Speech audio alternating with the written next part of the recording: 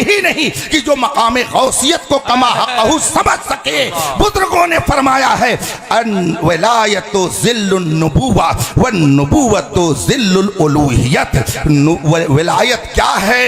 یہ نبوت کا جلوہ ہے، اور نبوت کیا ہے؟ یہ الوہیت کا جلوہ ہے۔ تو جب تک آدمی مرتبہ ولایت کو نہیں سمجھے گا تب تک غوث اعظم کے مقام کو نہیں سمجھ سکتا ہے۔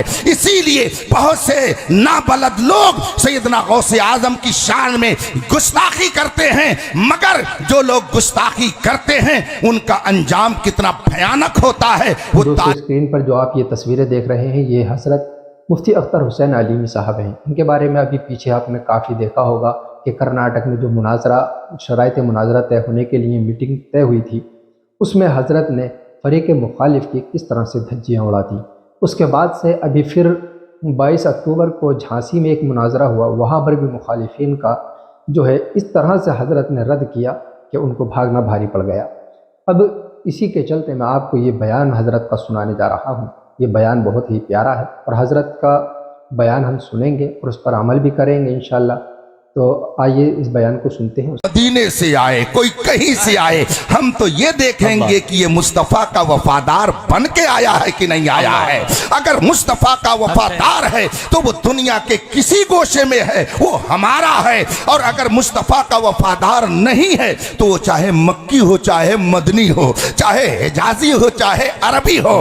اسی لیے میرے مرشد گرامی آقائے نعمت حضور تاج الشریعہ فرماتے ہیں نبی سے جو ہو بیگانہ اسے دل سے جدا کر دو، پدر مادر برادر جان و مال ان پر فدا کر دو۔ خدا کی معرفت کے لیے دربار مصطفیٰ میں جانا پڑے گا۔ بلائیے دنیا بھر کے تمام کلمہ پڑھنے والوں کو اور ان سے کہہ دیجئے کہ ذرا تم یہ کہو کہ ہم اللہ کو بھی مانتے ہیں، ساری آسمانی کتابوں کو بھی مانتے ہیں، حضرت آدم سے لے کر حضرت عیسیٰ علیہ الصلوۃ والتسلیم تک سارے نبیوں کو مانتے ہیں، ہم سب مانتے ہیں، مگر مکے میں حضرت آمنہ کے گھر میں حضرت عبداللہ کے نطفہ پاک سے رسول کریم جو آخری نبی بن کر کے آئے، میں ان کو نہیں مانتا۔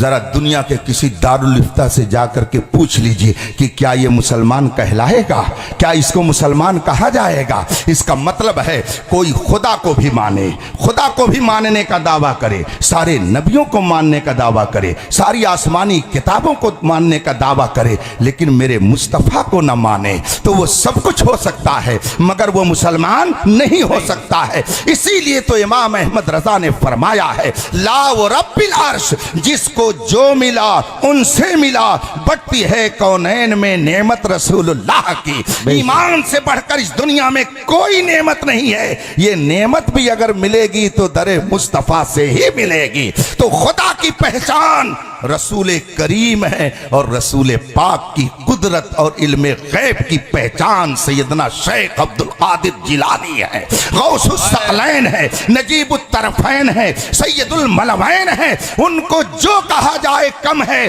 بلکہ سچی بات تو یہ ہے کہ ہم میں سے کوئی اس درجے کا اس وقت ہے ہی نہیں کہ جو مقام غوثیت کو کما حقہ سمجھ سکے۔ بزرگوں نے فرمایا ہے ان ولایت ذل النبوہ والنبوت ذل الالوہیت۔